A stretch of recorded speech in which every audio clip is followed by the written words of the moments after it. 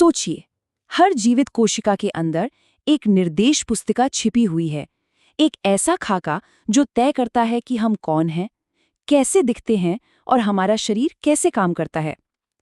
आज हम इसी जीवन की किताब के कुछ पन्ने पलटने वाले हैं। तो जरा सोचिए, एक ऐसी निर्देश पुस्तिका जिसमें अरबों अक्षर हों, जो एक ऐसी दुनिया में सिमटी हो जिसे हम देख भी नहीं सकते।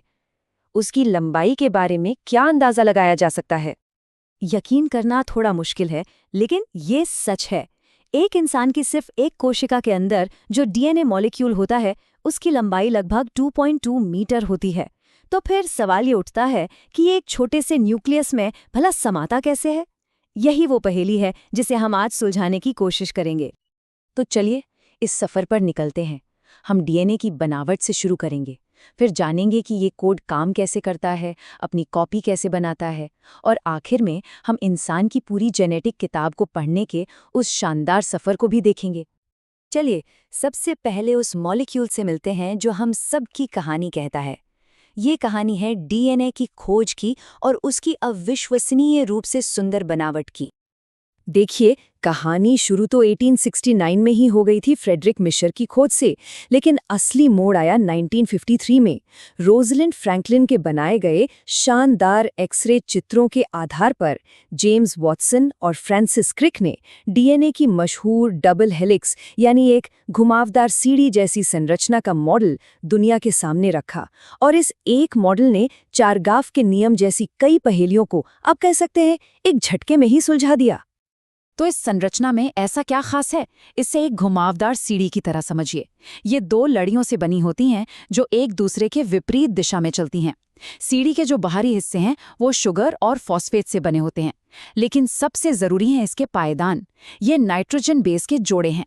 एडेनिन हमेशा थायमिन के साथ जुड़ता है और ग्वानिन हमेशा साइटोसिन के साथ, और यही खास जोड़ी डीएनए को इतना स्थिर बनाती है और जानकारी को सहेजने के लिए एकदम परफेक्ट। अब हम फिर से उसी बड़े सवाल पर आते हैं, भला 2.2 मीटर की कोई चीज एक सूक्ष्मदर्शी केंद्रक में कैसे पैक हो सकती है? ये कुदरत की इंजीनियरिंग का एक बेहतरीन नमूना है। इसका जवाब है डीएनए की शानदार पैकेजिंग, जिसे सुपर कॉइलिंग कहते हैं, और इसकी पहली कड़ी है न्यूक्लियोसोम।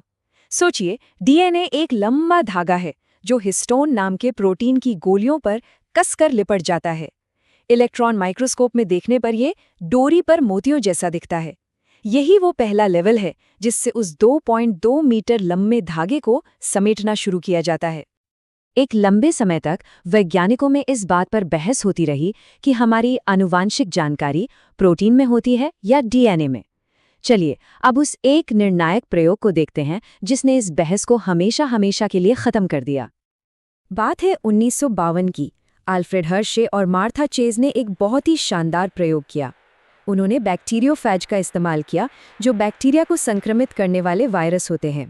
पहले हिस्से में उन्होंने वायरस के प्रोटीन कोड को रेडियोधर्मी सल्फर से मार्क कर दिया। जब इन वायरसों ने बैक्टीरिया को संक्रमित किया तो उन्होंने पाया कि रेडियोधर्मिता बैक्टीरिया के अंदर गई ही नहीं। मतलब प्रोटीन तो आनुवांशिक जानकारी लेकर अंदर नहीं गया था। तो फिर गया क्या था?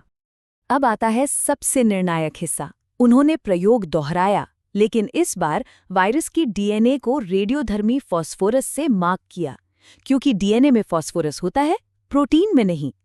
इस बार जब वायरस ने बैक्टीरिया को संक्रमित किया तो रेडियोधर्मिता बैक्टीरिया के अंदर पाई गई।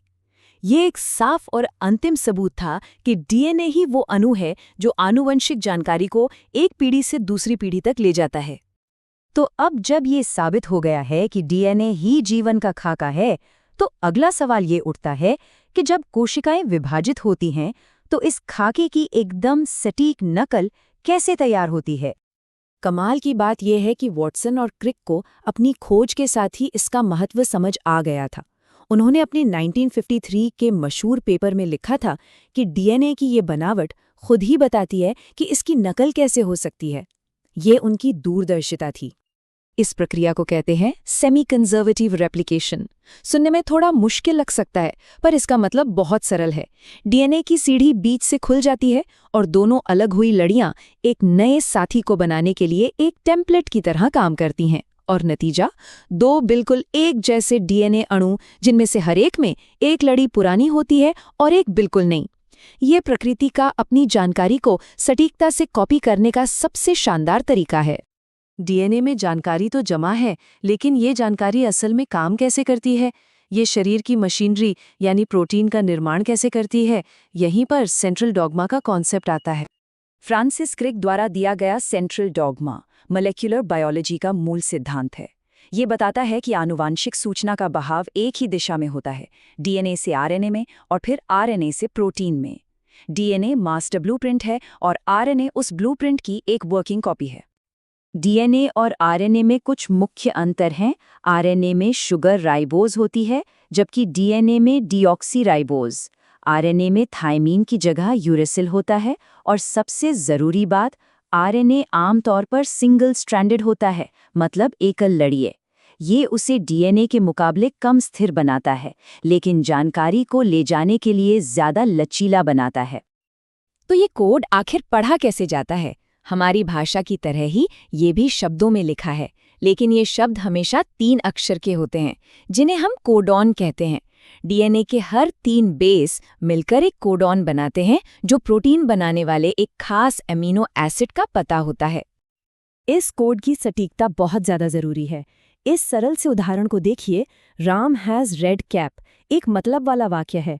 अगर हम बीच में सिर्फ एक अक्षर बी डाल दें तो पढ़ने का पूरा फ्रेम ही बदल जाता है और वाक्य बन जाता है रैम हैज़ ब्रेडी कैप, जिसका कोई मतलब नहीं है। जेनेटिक कोड में भी ठीक ऐसा ही होता है।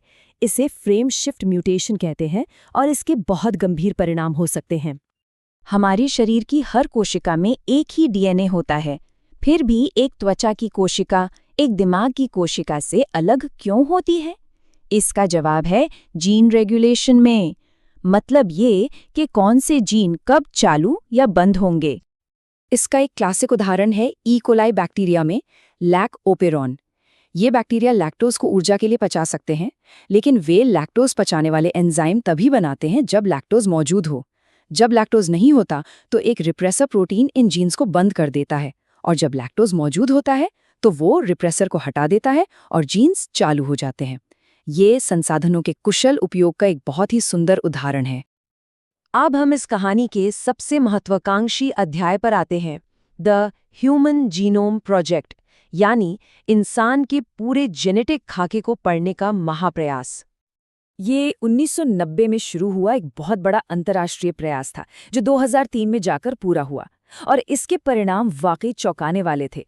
वैज्ञानिकों को उम्मीद थी कि इंसानों में 80,000 या उससे भी ज्यादा जीन होंगे, लेकिन संख्या निकली सिर्फ 30,000 के आसपास, एक चावल के पौधे से ज्यादा नहीं।